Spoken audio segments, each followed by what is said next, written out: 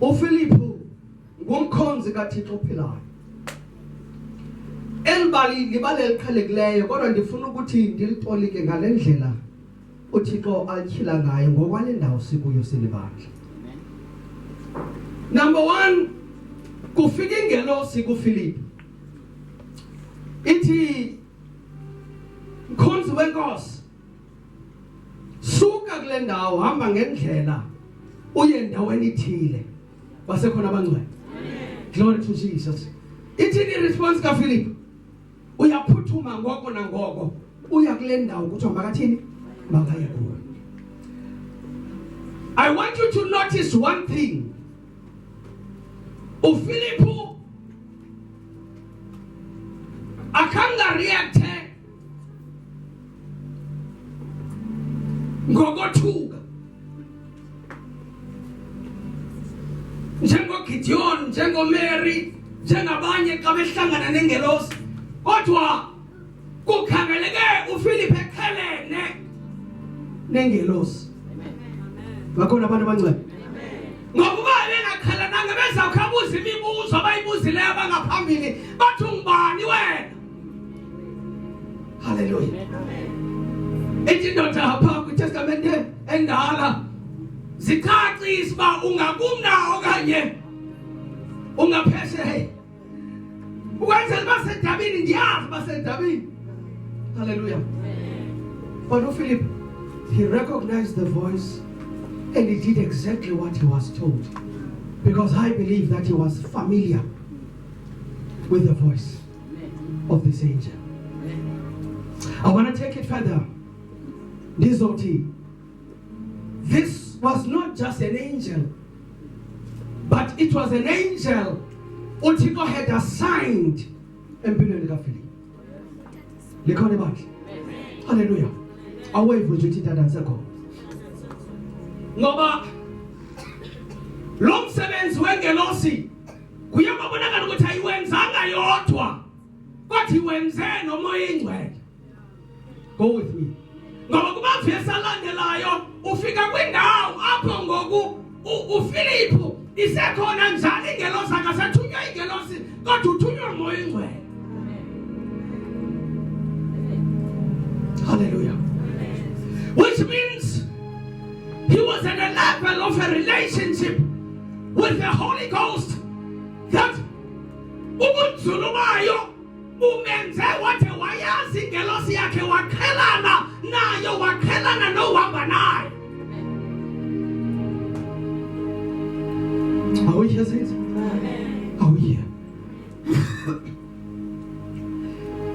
Now, abantu abaninzi abalapha bangathetha, abanye bathethe besikhohlisa besithi bakhelene nelizwi likamoya ingcwele. Hallelujah. But the question, are you familiar with the voice of your angel? Hallelujah. Ingabe ukhalana nezwi lengelosi yakho. Bangona wonke umuntu olapha, there is an angel that is assigned to your life. And the angel that is assigned to your life is according to your spiritual rank.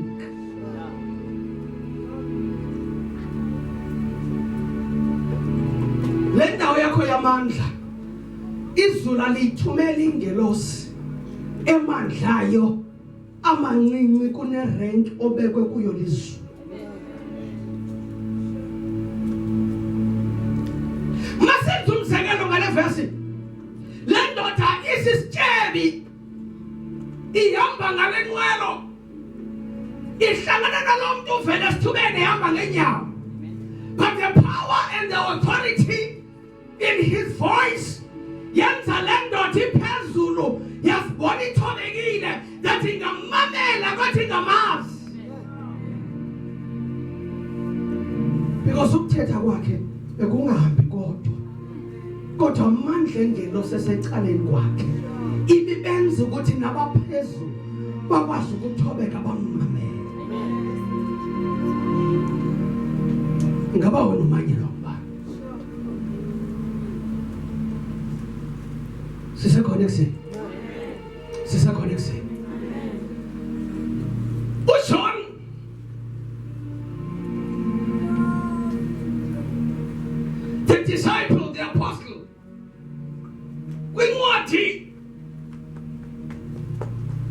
yesithilelo sihlangana naye ingelosi zimemeza zimbizela kwindawo engcwele enganyatheli nabantu zithi come to this place. Hey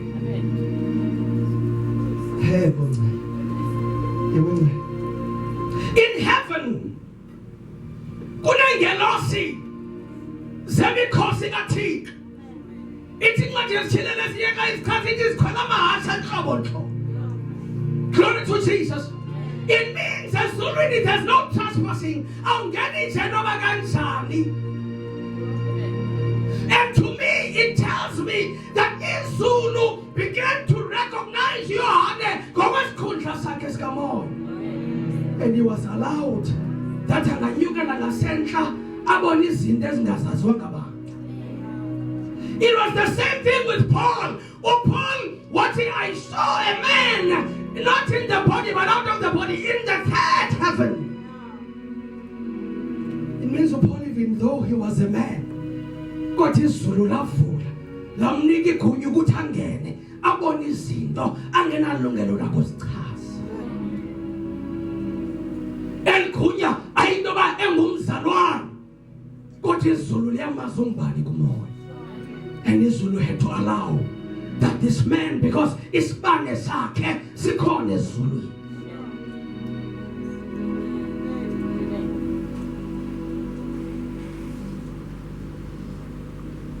It was the same with Enoch. Are you still here? Glory to Jesus. It was the same with Elijah. Elijah akakwazi ulandwa zinqwelo zomlilo kanti iZulu alimazi.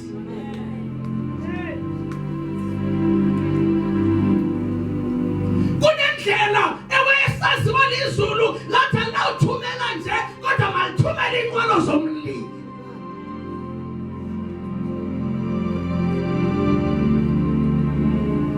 Are you here, saints? Are you here? Are you here?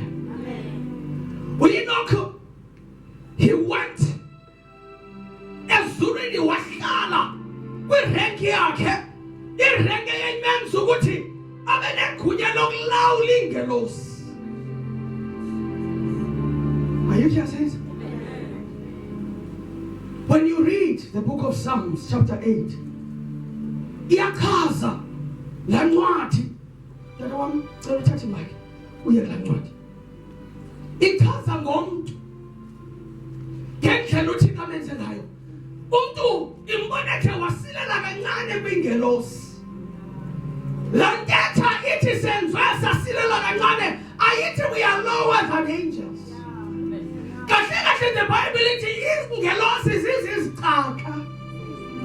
Ndumiso chapter 8 ubungangamsha bukaThixo nokuxabiseka komuntu. Umongameli olwaseGadi umhobe kaDavide. Yehova Nkosi yethu, hayi ubungangamsha begama lakho ehlabathini lonke. Wena wambathisile amazulu ngendili yakho. Imlonyeni wabantwana nabanyayo useke amandla. Ngenxa yababandezeli bakho ukuze udambise utshaba nophindezelayo. Xa ndingakhangelayo izulu lakho, umsebenzi weminwe yakho, inyanga neenkwenkwezi ozimisileyo. Uyintoni na umntu lento umkhombolelayo? Unyana womntu lento umvelelayo. Umsilelise kancane ebuthixweni, wamthijise ngobuqaqawuli nangobungangamela. Umphathise ubukhosi phezu kwemisebenzi yezandla zakho. Zonke izinto uzibeke phansi kwenyawo zakhe. Impahla emfutshane neenkomo zonke ziphelele, kwaneenyamakazi zonke, iintaka zezulu neentlanzi zolwandle, into ehamba ngendlela zolwandle. Yehova Nkosi yethu, hayi ubungangamsha begama lakho ehlabathini lonke.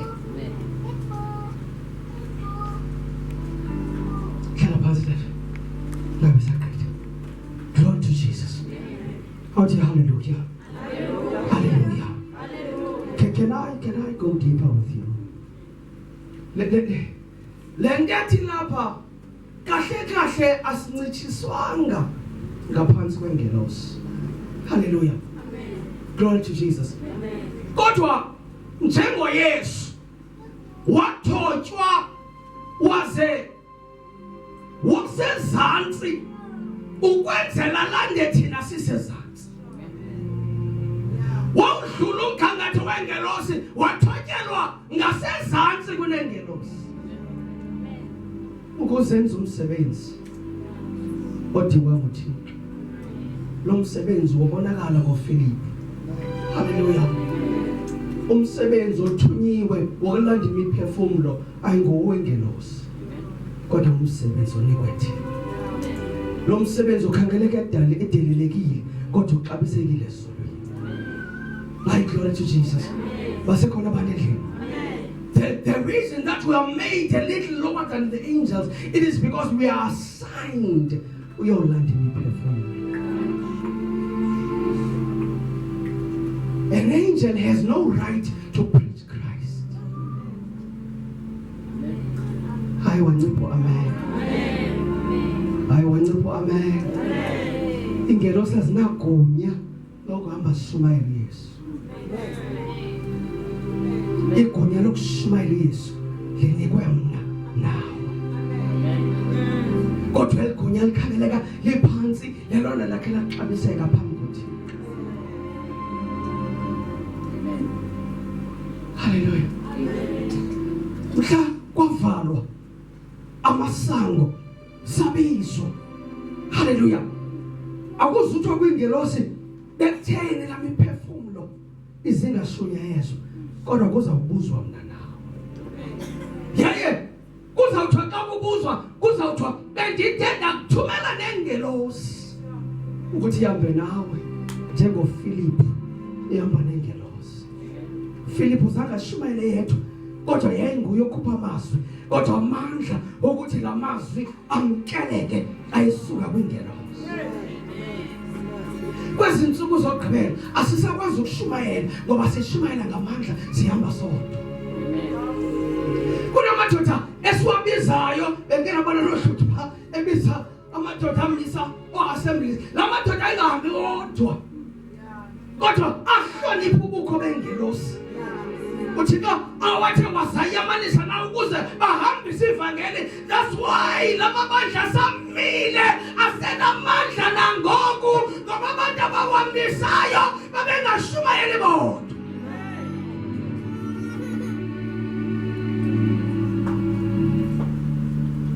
Kodwa yayikhona ingelosi ethi nankuya umphefumulo makangadluli. Kodwa kule mihla sixabise zethu izinto ukudlula izwi lengelosi ebekwecaleni kwethu. Yaye mafika umhla wokuphendula hayi Nkosi yami, you will not have an excuse because oza kumangalela kuqala. It is your angel.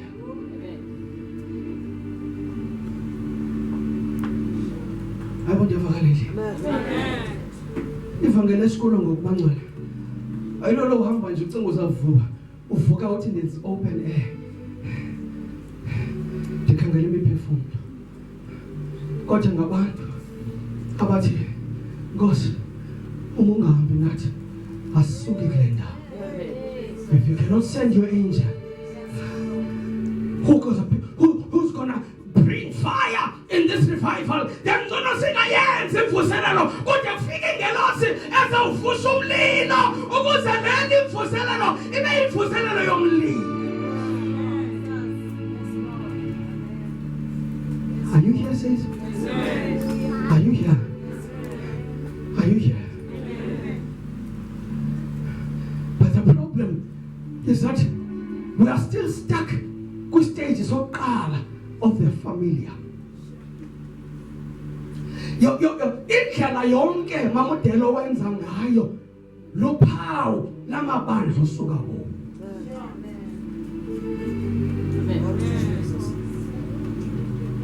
Akhona into intsha ndiyibona kuwe kodwa njalo nesimbo nesenzo ndingakhomba uba le nto uyifumene kweliphi ibandla. Kodwa ziphe zasezulwini lithi izwi xinelani into zaphezulu. When are we gonna be familiar with the things of heaven?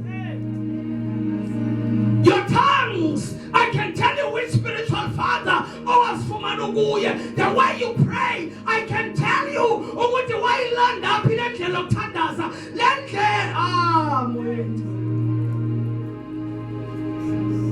Ndisathi nimbone nini unqo wakho.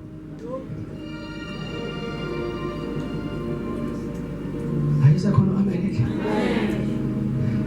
Unqo wakho awuzumlanda ngendawo osuka kuzo. Kodwa unqo wakho waziwa lizulu. Yayuzawuthilwa lizulu. Yayuma ungavuma nje uthi Thixo ngenza indlebe zami zikamoya sivuleke ingelosi ebekwecaleni kwakho izokwenzisa. That's why the word of God lithi athi uYesu nina nakwenza izinto ezingaphezulu kunezi.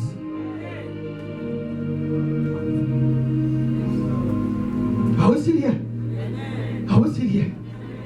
Because Titina sawufana noPhilip. Basigabele siseThangi. Xa besuthuka siseThangi village. We are preaching the gospel. Hey, the problem that as if that abantu abafuna uyoshumayela kwilala abasuka kuzo ingaki ivangeli singene kulo livangeli of the family. Abo sisekhona namanje. Aphakamise isandla nje uthi ndisekhona. Abangcwele kawuqaqumela ethi mase uthatha uzasi-challenge this year. Because I'm provoking ukuthi kuvuke bani unqo wakho. This fake you must die.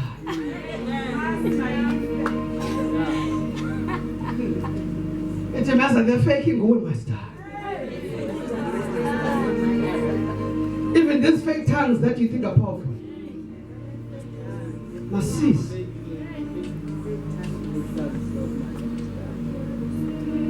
Hallelujah. Hallelujah. Yes, ingelosi yakho umoya ngcono uthi thini? Ikhe ibeke distance. Ithi jonga namhlanje. Yabona bongazofika kule ndawo ndikuyo. Wakho wafutha umntana wami. Uthi jonga. Khawuthatha steps. Aphinde ubhekele. Khawuthatha steps. Ingelosi zethu uthi umoya ngcwele. Kule ndawo esikuyo yokuthandaza. Kule ndawo ingelosi zethu ezimekuyo. Zithi uma ungafika apho ungayifumana le breakthrough. Kodwa every day we never reach that point. Ungawumamela umthandazo wakho njalo kunendawo ophela kuya ngaqedzi. Sekhangeleke powerful, but your words kunendawo that you will never go over.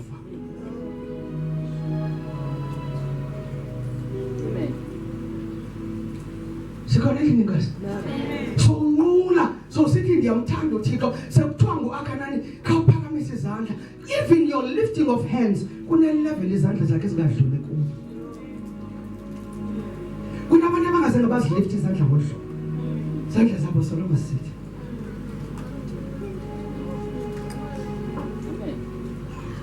Yothatha yasifuma.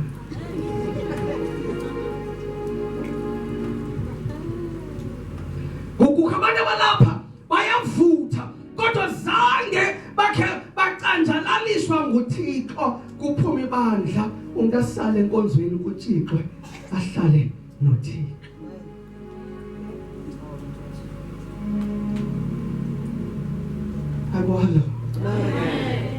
Ayibona. Sisekhona endlini kazi. Itabi sendiyeke esikolo elikamoya. Xa sithi, listen to me well. Mamnochayi. Isixhobo nezambatho zemfazwe zihamba nerank yomuntu. Don't know if you understand that. The general does not wear the same as an ordinary soldier.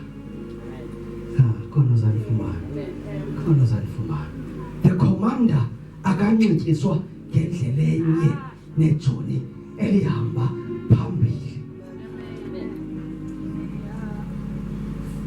Ingxaki yamakholo silandela amavesi kodwa singamange endaweni yethu yamandla. Kawuthi Nkosi ngilanda izixhobo zami zikamoya. Umbuzo, do you know your rank?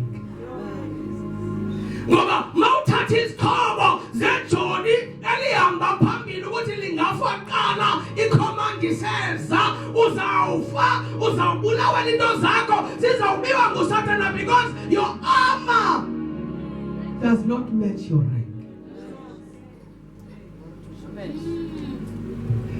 Ithandaza because you are familiar. Ngenxa yale ndawo nikhulele kuyo ngomoya. Okona vala vesithi put on your full armor. The problem is, what is your rank? Ngoba kwayingozi uDavid wayiprove wathi jonga, I'm not a foot soldier. I'm not a soldier like you. I don't need your armor. There is an armor yasezulwini elingayiboniyo nina. Ndinikeni nje amantyi.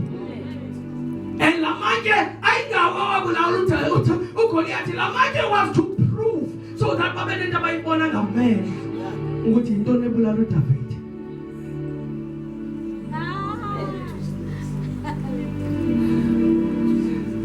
They tried to fit the armor yabo kuDavid. uDavid wayezama wathi hayi bandana ayilungi. Because ingxaki yenu ndiyamazi lo ndihamba la. Okay, wathatha izandla zami walibulala ibhele with my bare hands. Hallelujah. Because his armor yayingabonakali ngeso lenyawo. When I look at you, I see abantu abanerank ezibalulekileyo in the kingdom of God kodwa abazazi. Even so better on Satan ulila ngoba uzazi bungubani. Kungcono kwaunyala bonahleka. Wathi la ifike ukutya wehagu wakhumbula. What is my rank in my father's house? What even if I nikwe rank yami yobunyana, but even izicaka zidla ngcono kunale ndawo ndikuyo. High glory to Jesus. It is a very dangerous thing to come to inkonzo eselokishini. Uzuthi xa uthetha ushumayela ngathi usetown nabantu basetown. Ayabanivana.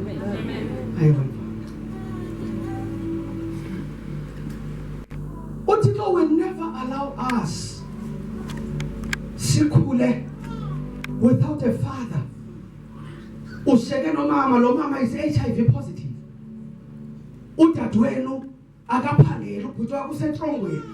The circumstances around your life should tell you who you are in the spirit.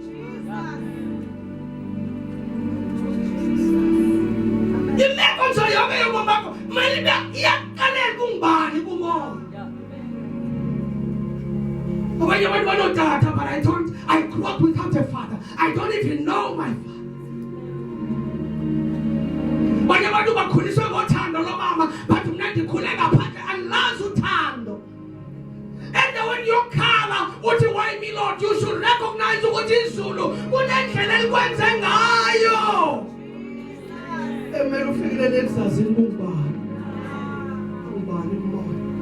Why did you have to choose a family for me? Who am I?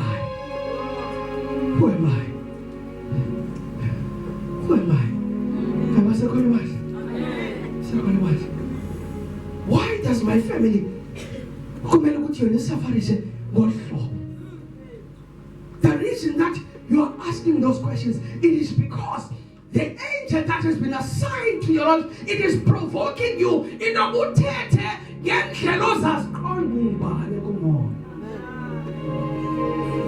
Can I tell you the truth as a father?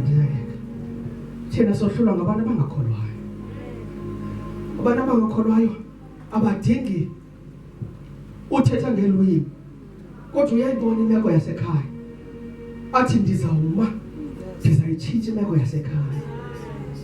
Akamisi umthandazo, akamisi izulu, kodwa uthi ngenxa into abangizalela kule meko ndiyava that ndimo uzawutshintsha imeko yasekhaya. Yaye ngenye imini babalise bathi mna ndihlala kwindawo enjena ndifunda ngekhandlela, bathi ndijonge uba ndiphi ngoku. Omnye athi ndikhuliswe ngudadewabo ekhohlakele. Hallelujah. Mna ndingu umntana wasecaleni ebonakaliswa every day that you don't belong here. But look at me today.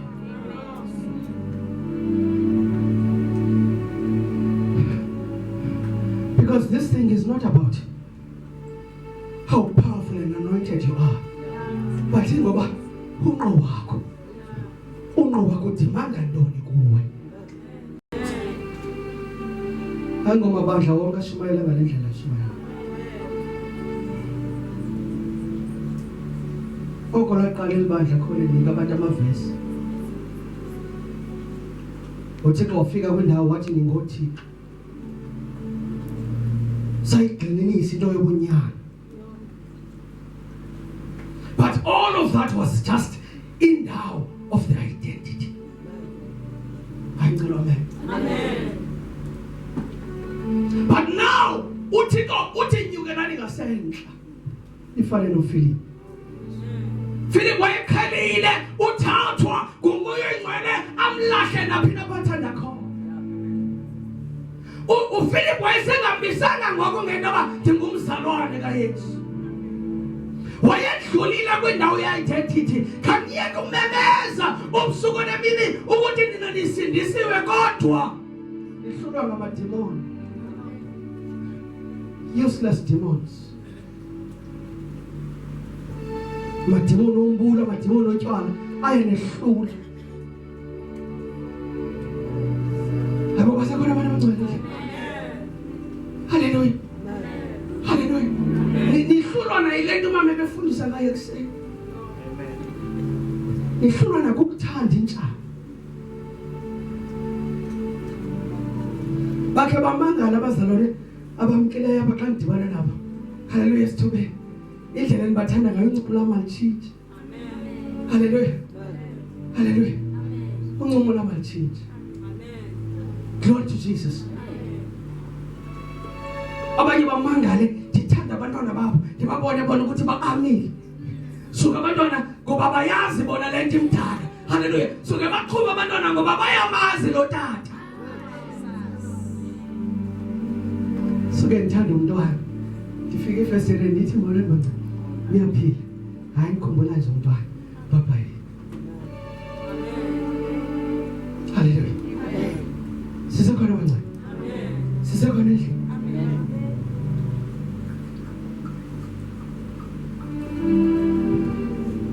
Uthi xa bengeka sihlanganise ngodlo. Kanti ayikho imfihlo afuna ukusithilela ezasikhulula. I wish ungazibona ngale ndlela izolo likwazi ngayo.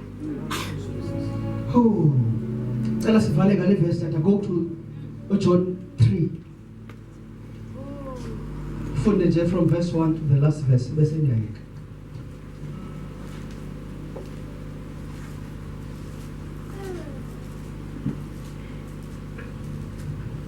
Incwadi kaJohn 3 uNikodimo ufundiswa nguYesu. No tata, 3 John. uJohn incwadi yesithathu kaJohn kwezasekugqibeleni. Hallelujah. Not kwi-Gospels. Hallelujah. 3 John, the only chapter prior, read from verse 1. Glory to Jesus. Hlebelela yam.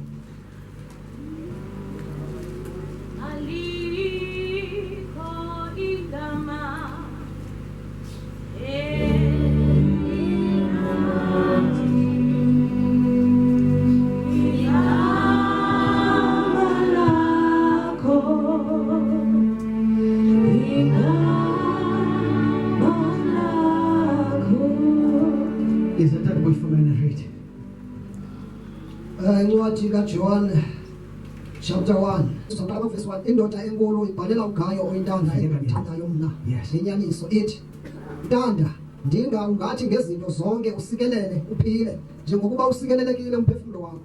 Verse 3 uba ndavuya kunene bakufika abazalwane bangqina ngenyaniso ekuwe njengokuba wena uhamba enyanisweni. Verse 4 andinaluvuyo lingaphezulu lokuba ndive ukuba abantwana bam bahamba enyanisweni. This is my prayer. Izathi nina nihlale enyanisweni. Yaye umthandazo wami ngoba ubomi benu kugcwala insikelelo njengokuba imiphefumulo yenu isikelelekile. Ilizwe selishumayela lapha liyanisikeleka. Kodwa ingxaki asikwazi ukubonela sekabona iziqhamu zelizwe esishumayela. Kodwa iziqhamu uthi xa sifunayo zizawuza ngokuthi nihlale enyanisweni. Amen. Amen. Glory to Jesus. Glory to Jesus. Nihlale phi? Uthi according to Nico vuyo mamnothana ingathi kuyazi ngoba nihlele enyanisweni. Bangela khona sinayo. Asinamanzi. Asinamamlawo. Asinanyoka. Othi lesinayo inyaniso kaKristu. Hallelujah. We have nothing else. Yeah, we're not anxious for anything. Hallelujah. Kodwa simile ukuthi xa simthembile ngempilo yethu. That akuzusoloko kunje nazo.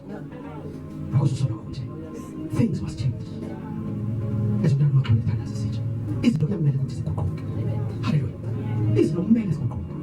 Kodwa ingxaki ukufuna ukuthi simbize uThixo simthandaze singekho endaweni yenyaniso egqibeleleyo. Ya inyaniso egqibeleleyo iyakhupha ekusizeleyo. Wena. You stop being a victim. Yeah, we stop looking around and comparing ourselves. Uthi ubani ungcono na? Hallelujah. Uthatha yena, uthela kamnandi ngoba eyakhipile kule ndawo. You don't know the price I pay every day. Hallelujah. uPhilip uyolanda indoda esisityebi engahambi ngenyawo. Indoda enkulu kodwa ngenxa yamandla anefuthe lengelosi esicaleni kwakhe yakwazi ukummamela yanikezela impilo yayo kuKristu. Hallelujah. But I've come with a key today. Hallelujah. The Lord was saying to me, make them understand ukuthi badinga ukwazana nengelosi endiyibeke ecaleni kwabo. Ebangcwele sowulila uthi uThixo akekho. Nansi ingelosi kaThixo emecaleni kwabo. Ithi thetha ngokwegonyana. Thetha ngokwendawo obekwe kuyo liso lo enamandla. Thetha ngokonqo wakho. Bangcwele ungazunxiba umuntu ongenguye. Oh my God.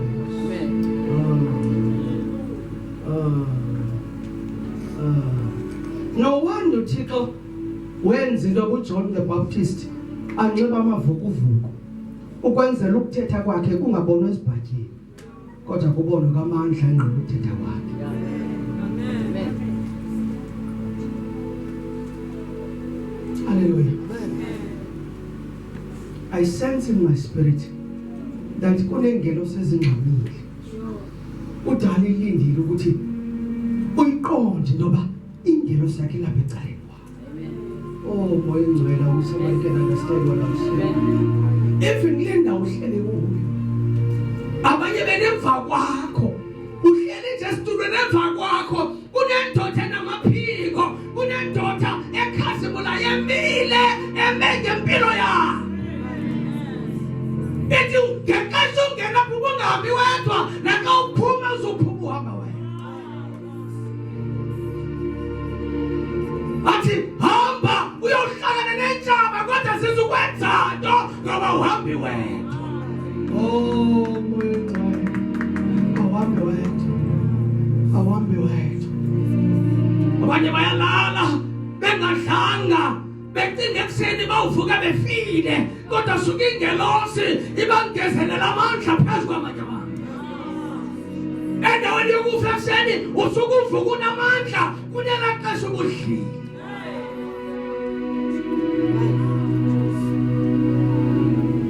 Sebathi igama lakho bayalicima kuphelile ngawe.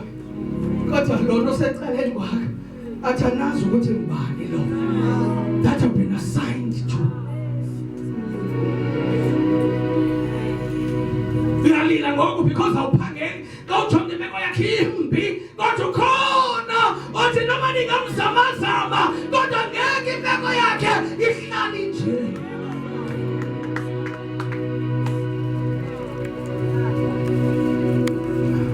Khona ndoda. Nangoku ndiyayibona inhla kwakho.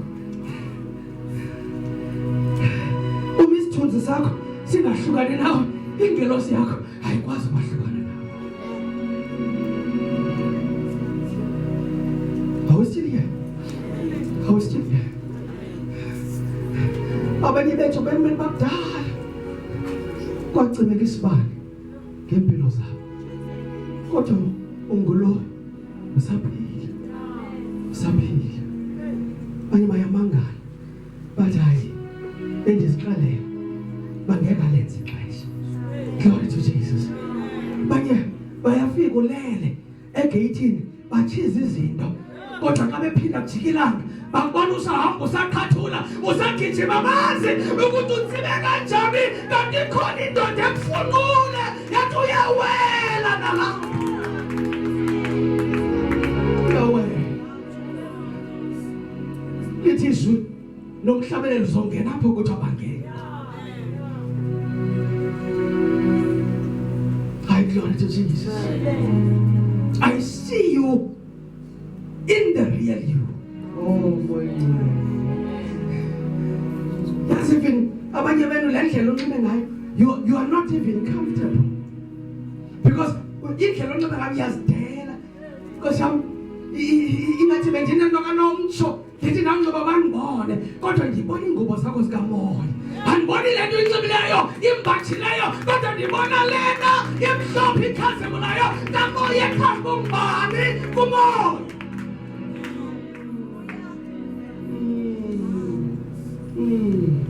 Bethu lencwadi yamaKorinte ingathi singazibona le ndlela uthi xa sibona ngayo.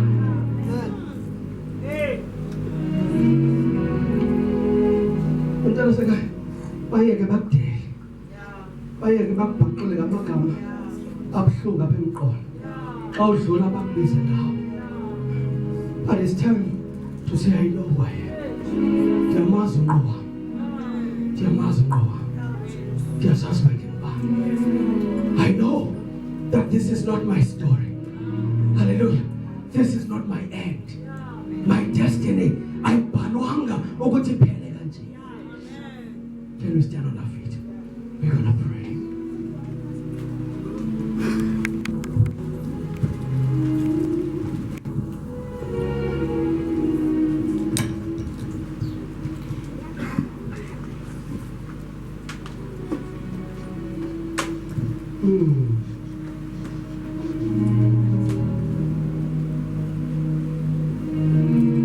Everybody lift up your hands.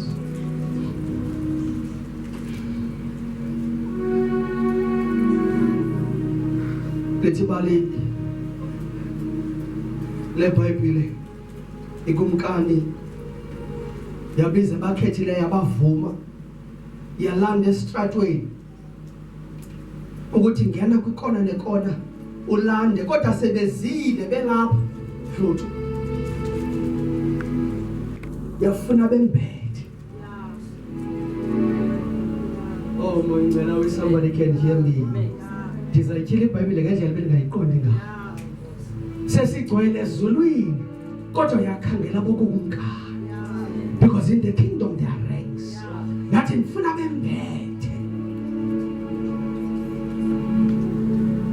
Hallelujah. Namhlanje sesigoduka. Siba mbalwa sinje kamnandi. Ngathi ungamcela uThixo. Uthi ingelosi esecaleni kwakho. Ikunxibisa unqobo wakho.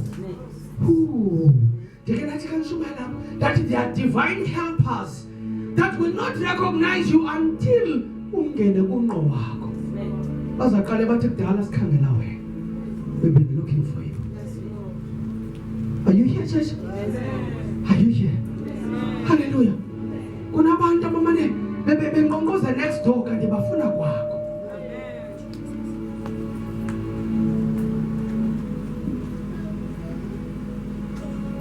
Lift hands to heaven.